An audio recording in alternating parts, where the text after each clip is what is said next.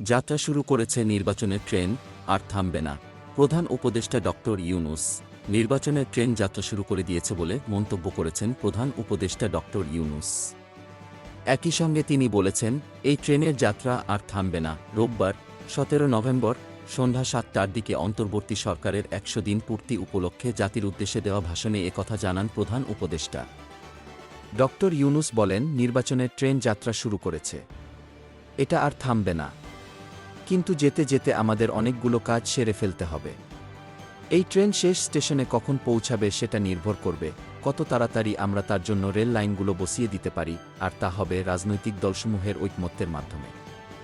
তিনি বলেন, নির্বাচন কবে হবে এই প্রশ্ন আপনাদের সবার মনেই আছে, আমাদের মনেও সারাক্ষণ আছে।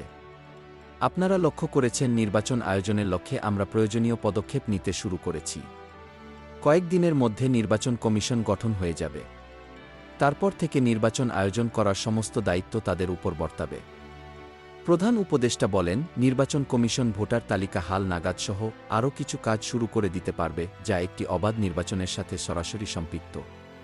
প্রথমবারের মতো প্রবাসী বাংলাদেশিরা পোস্টাল ব্যালটের মাধ্যমে যাতে তাদের ভোটাধিকার প্রয়োগ করতে পারেন সে লক্ষ্যেও সরকার কাজ করছে। তিনি বলেন, তবে আমরা মনে করি না যে একটি নির্বাচন কমিশন গঠন করে দিলেই নির্বাচন আয়োজনে আমাদের দায়িত্ব শেষ। রাষ্ট্র ব্যবস্থায় সংস্কার আমাদের এই সরকারের অন্যতম অঙ্গীকার।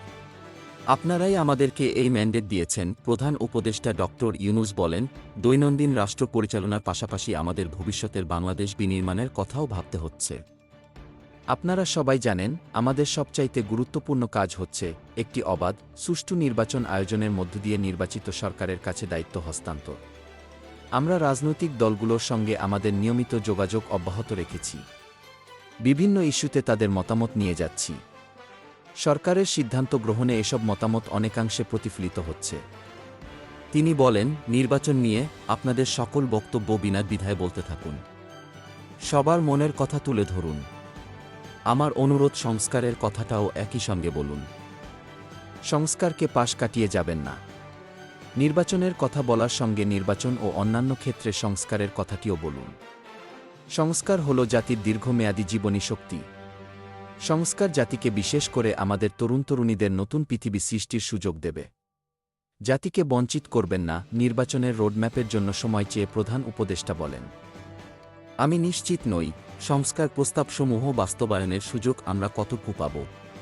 তবে আমি আপনাদের কথা দিচ্ছি, আপনারা সুযোগ দিলে প্রয়োজনীয় কিছু অত্যাবশ্যকীয় সংস্কার কাজ শেষ করেই আমরা আপনাদের কাঙ্ক্ষিত নির্বাচন আয়োজন করব। ততদিন পর্যন্ত আমি আপনাদের ধৈর্য ধারণ করার অনুরোধ করব। আমরা চাইব আমরা যেন এমন একটি নির্বাচন ব্যবস্থা সৃষ্টি করতে পারি যা যুগ যুগ ধরে অনুসরণ করা হবে। এজন্য প্রয়োজনীয় সময়টুকু আমি আপনাদের কাছে চেয়ে নিচ্ছি।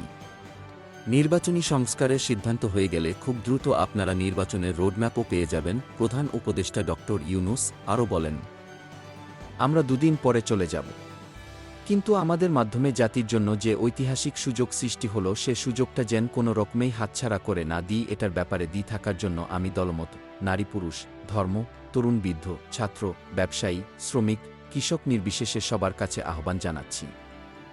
আশা করি আপনারা আমার এই আবেদন গ্রহণ করবেন।